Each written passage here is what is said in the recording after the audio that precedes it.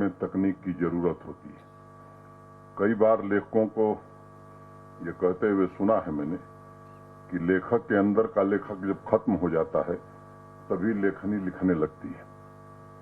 और इसलिए कुछ बड़े नामचीन लोग कहकर गए हैं कि कवि के अंदर से जब मैं उसके स्वयं के होने के भावना मर जाती है तब कविता का जन्म होता है। रीजनल लिटफेस्ट आयोजित करने के पीछे मैं हिंदुस्तान समूह का आभारी भी हूं और उसका उद्देश्य यही था कि पहाड़ी हो, गोजरी हो, डोगरी हो या स्थानीय भाषाएं, उनकी मिठास और उनके अनुराग को यहाँ के लोगों के सामने भी और देश के सामने भी प्रस्तुत किया जा सके ताकि उस भावना को और मजबूत।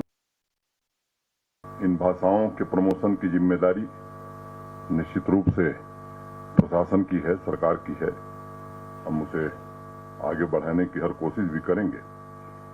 ये भी सच है कि कला की भूमि जम्मू कश्मीर से ये मिठास देश के अन्य भागों में भी पहुंचनी चाहिए। एक उद्देश्य हम सबका सामूहिक या सम्मिलित होना चाहिए। दूसरा मकसद हो सकता है कवियों, लेखकों की उदात्त चेतना को एक ऐसा प्लेटफॉर्म ये प्रदान करेगा जो जम्मू कश्मीर और हमारी महान और द्वितीय परंपरा को आने वाले दिनों में आगे बढ़ाएगा।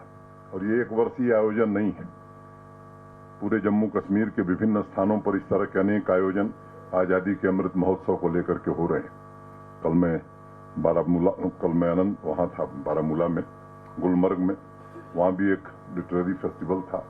सुबह वहां से आया तो श्रीनगर में किसानों का एक कार्यक्रम था। फिर आपके बीच उपस्थित होने का सौभाग्य मुझे प्राप्त हुआ है। आज पटनी टॉप की इन खूबसूरत वादियों से देश को एक बड़ा संदेश आप सब दे रहे हैं कि कला के क्षेत्र में दीप स्तंभ की तरह काम करने वाले जम्मू कश्मीर ने अपनी पुरानी रिवायत के जरिए समूचे मानव समूह को फिर से रास्ता दिखाने का काम शुरू कर दिया है। मित्रों, महान संगीतकार तानसेन ने अपने गुरु हरिदास के लिए एक बात कही थी जो किस्से कहानियों में बहुत मशहूर है। उन्होंने कहा था कि मैं कुछ पाने के लिए गाता हूं और बजाता हूं, और हरिदास जी ने कुछ पा लिया इसलिए बजाते और गाते हैं। ये बड़ी गूढ़ बात है। बहुत से कवि हैं जिनकी कविता सुनकर लगता है कि शायद बहुत कुछ मिल गया है, जो उनकी कलम से कुछ अभूतपूर्व प्रसाद की तरह पन्नों पर बिखरता चला जाता है। कुछ ऐसे लेखक भी हैं जब वो लिखते हैं तो ऐसा लगता है कि उनके अंदर का संपूर्ण अस्तित्व सिमटकर स्याहियों से बह निकला है। और इसलिए मैं मानता हूं कि लेखक, कवि जैसे कलाकार वही हैं जिनकी उंगलियों पर ऊपर वाले की छाप होती है। फिजिकल सेंस में देखा जाए तो कलम वो पकड़े रहते हैं, लेकिन उसमें जो शब्द आते हैं मैं मानता हूं कि वो बिना दैवीय आशीर्वाद के आगे नहीं बढ़ सकते। हमारी कोशिश है कि जम्मू कश्मीर में ऐसे युवा लेखक, कवि जो भी बीज के रूप में हैं, वो फूल बने और पेड़ बनने की जो उनकी संभावना है उन्हें सही मिट्टी और सही खाद प्रदान किया जाए, क्योंकि बीज की मंजिल कुछ और होती है।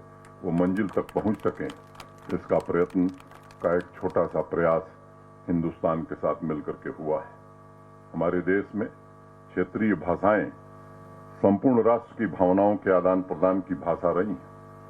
कई बार एक शब्द का जिक्र होता है और मुझे लगता है कि भाषाई सद्भाव इसी से निर्मित होता है। और मेरा अपना दृढ़ विश्वास है कि भाषाई सद्भाव ही भावनात्मक एकता को सबसे मजबूत बना सकता है। आज सुबह से यहाँ बहुत से लोगों ने अपने सृजन को आपके बीच बांटा होगा, और यही बांटना ही मैं समझता हूँ साहित्य की असली खूबसूरती है। महान कवित्री अमृता प्रीतम की पंजाबी रचना की एक लाइन है, आप में से अधिकांश लोगों को याद होगी, ते याद तेरी इस तरह जियो एक टोटा धूप दा। अगर मैं इसका हिंदी में तर्जुमा करूं तो मतलब होगा कि और तुम्हारी याद इस तरह जैसे धूप का एक टुकड़ा। लेकिन ओरिजिनल पंजाबी में अमृता प्रीतम जी ने जब इसे लिखते हुए गुनगुनाया होगा और अब रुक करते